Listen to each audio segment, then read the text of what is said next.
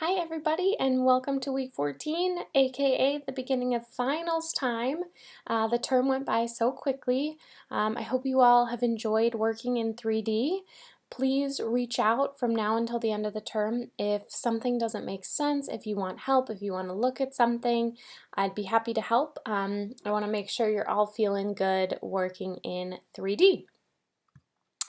So, all we have besides this video this week is your final assignment. So, you're going to apply your newfound knowledge and skills to create a full 3D modeling project. You will create an object and an environment to have your object inside. You're going to add a material to these objects, aka just the standard color box, or you can add bitmap images.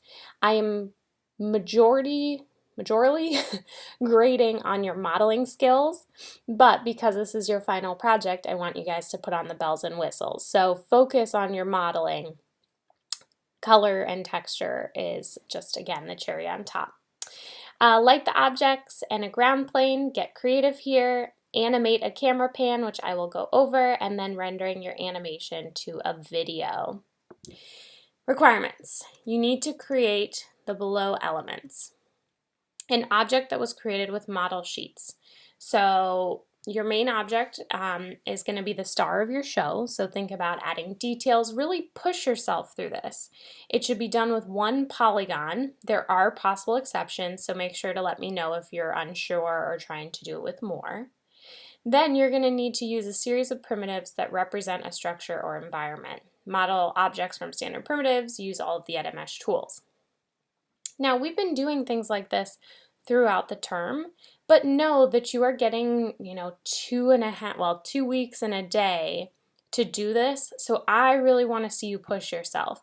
If you give me the same kind of scene that you gave me for the Halloween project, that's not going to be enough for me. Okay? Really push yourself. Show me that you understand the tools. Show me that you enjoy working on this kind of stuff. That being said, you don't have to include unnecessary things to push it.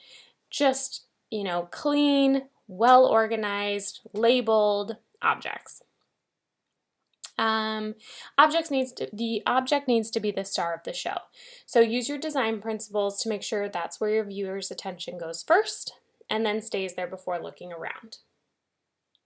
Apply texture, light, animate, and render, proper resolution, proper lighting, proper composition, just name it, fuller, final, last name final. So this Sunday, your work in progress is due.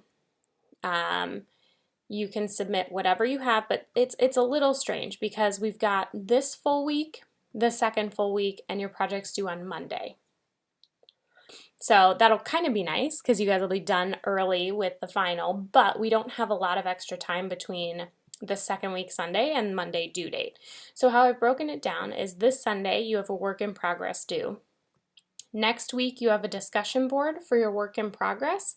I want to see you really grow it on there and show that you're working on your project so that we can give critique.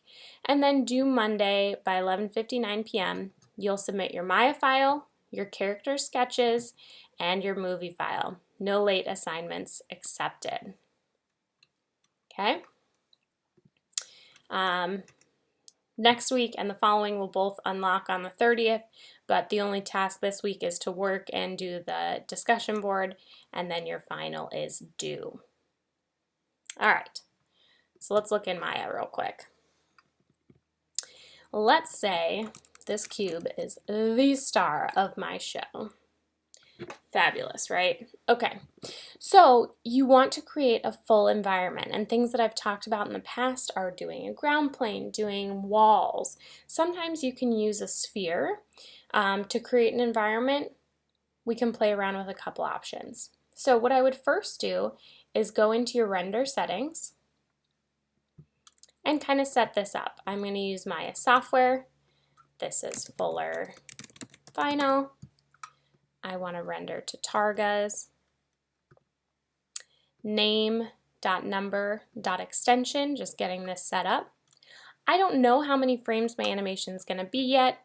I haven't created a camera yet, but I do know that I want this 1920 by 1080. It's going to be real high quality, high definition render. So then I can close. And now I can turn on my resolution gate. All of this stuff I would get to modeling first. You know, get your object set, and then you can work on your composition and all of that once your modeling is done. But now we can see what our camera sees, so I can set up a nice angle of however I'd want to do this. I'm going to move this up so that it's on the ground plane. You'd want to make sure that it's actually sitting on the ground plane, because when we add lighting and shadows, it'll be very obvious. So, ground plane.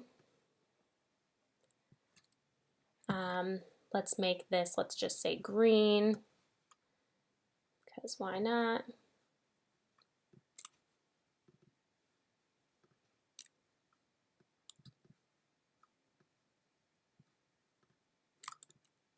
All right, so now if I do a test render, you're going to see it's going to take a little bit longer because it's 1920 by 1080. Obviously, I don't have as much stuff as you will, so you may want to turn down the resolution if you're doing test renders and then turn it back up for your final, but cool. So this is great, but we've got this black background. And remember, when we're dealing with highlight and shadow, you don't want to have a black or white background, because the whole thing that makes an object look three-dimensional is because it has that sharp highlight and that dark shadow, and you'll lose some of your information in it. So if I know for my camera pan, and again, we will discuss cameras in a second, but you have a couple options. I could start far out and zoom in. I can pan from one side to another. You can do a combination where you kind of go through and rotate around. You could do a turntable animation if that's what you would like. But we have to create the environment to be big enough so that we do that. So what do I mean by that? Well, if I create some walls here, it's real awkward if I'm like, oh, you see the outside of the wall. You don't want to do that. So we need to make sure that whatever movement I want to do can be done inside my object. You just don't want to clip through the wall. So you can just scale up your environment. I mean, when we look at the horizon line, it's so far off into the distance, you can do that here as well. So if I needed it to be bigger, let's say I want to start more zoomed out, just scale it up. So now I know I can start here and zoom into my object, move around, whatever it is. Okay, you can do a sphere and go into the sphere. We can go to lighting and two-sided lighting to have it lit inside. Oops, not a cube, I want a plane. And then you just need to scale up that plane to hit the edge of your sphere. Let me just put on the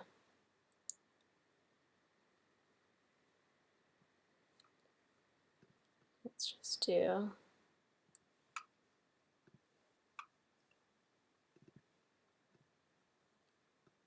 keep meaning to shut off that warning, but all right, so now we can see we have a horizon line. My cube needs to be, or my plane needs to be scaled up a little bit more. There we go. Now we have a horizon line in all directions.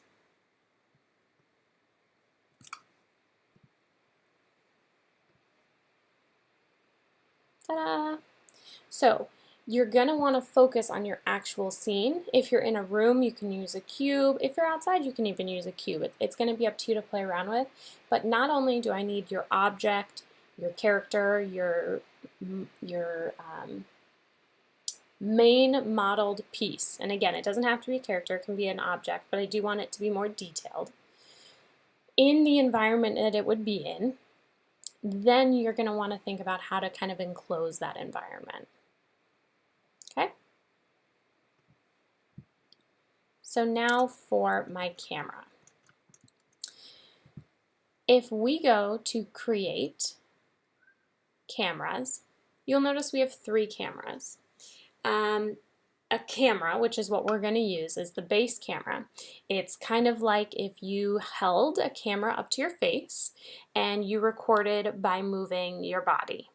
So if I wanted to zoom in, I walk closer. If I want to zoom out, I walk away. Camera and aim, I like to think of it as like a tennis ball hanging in your garage. You have the base camera where I can move as the camera, but I also have this aim. So imagine a tennis ball on a string. And if I throw that tennis ball to you and you hold the ball, my camera is going to be pointing to that tennis ball. So I don't have to move as the camera holder, but if the tennis ball moves, I'm going to follow that tennis ball as well. And the camera aim and up adds an additional level where you can move even more. But we're just going to deal with a base camera. For those of you that have interest in cameras, we can look at the options here. You're not going to change anything, but there's aperture, offset, shutter angle, near clip plane, how far can it look before it clips. So just kind of interesting stuff, but we can just hit create. Over here in your outliner, you'll notice camera 1. Over here, we'll see camera 1. You can leave it just called camera 1. That's fine with me. But how do we see through camera 1? Because if I'm in my perspective view, oh, here's my camera. The icon looks like a old school camera. Okay, so now I'm going to go to panels, perspective, and camera 1. And now I'm seeing what that camera sees. So sometimes I like to do the camera and a perspective. You don't necessarily have to, but just to kind of get a better idea. So if I notice this camera moves, I'm going to zoom out and zoom in. So you can select in my camera view, I'm just going to do this so we can see, okay, where you want to start. And again, I want you guys to keep these movements simple and slow. Just because you can animate something, I don't need it to be in and out and around and blah, blah, blah, blah, blah. Just a simple zoom, simple pan is more than enough for me. So let's say I'm starting right here and I just want to end right there. So what I'm going to do is make sure I'm clicked on my camera, clicked on frame 1 down here, and I'm going to hit S on my keyboard. S sets a key. My camera 1 at frame 1 is going to be here. Then I need to think, okay, well, how many seconds do I want it to zoom in? And let's say 8 seconds. So I know 24 times 8 is 192 frames. So I only see 120 here. So I can actually put in right here 192. And then I'll just click over here on 192.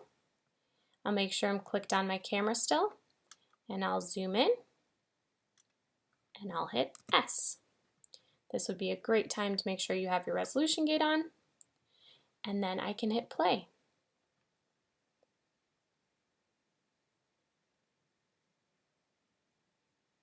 And I get a nice zoom. I'm going to keep this really simple. I don't want, again, a ton of frames. I don't want to get too in depth with the timeline, but if you want to delete one, just click to the right of the red line here, right mouse click, delete.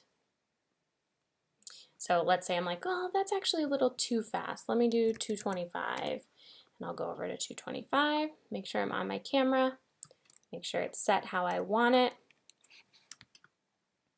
and I'll hit S. Now if I scrub through and I would like to add an in-between frame, you can. Again, don't get too crazy, but let's say at 120, I actually want this to tip down a little bit. Then I can hit S.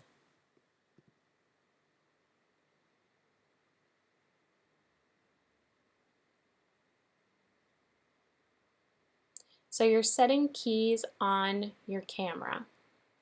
We're just giving a little bit of movement, bringing it to life. Again, you want to show off your entire scene, but have the main object steal the show. Keep it slow, Keep it simple. Make sure over here it says 24 frames per second. And just as a double check, right mouse click on your timeline here, playback speed, and it should be real time. Other than that, you should be set. Then we're going to do the same thing that we did last week, where I've got my render settings, and I need to go to 225 this time.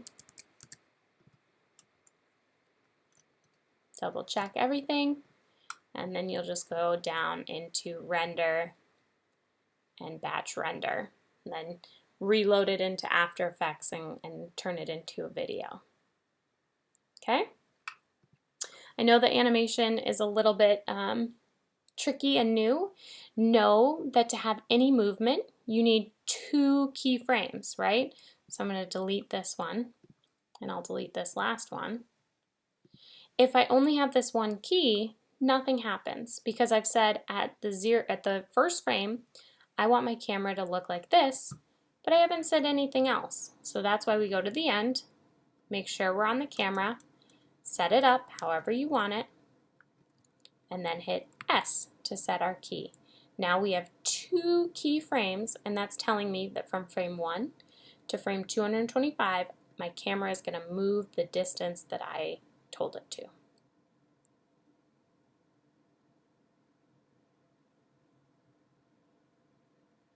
And that's all I'm looking for. It can be a smaller pan. There's no time limit. If you want to hold something, you can. So let's say I wanted to hold it at the end. So I can do 300 frames, and it'll just hold.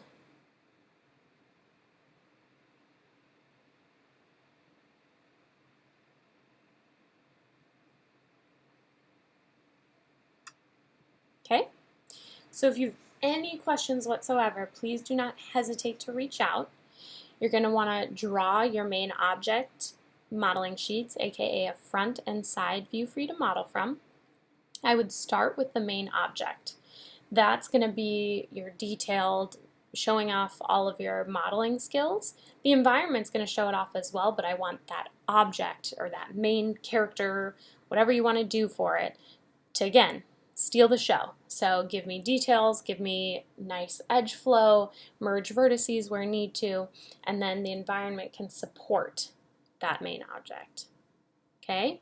So again, any questions, let me know.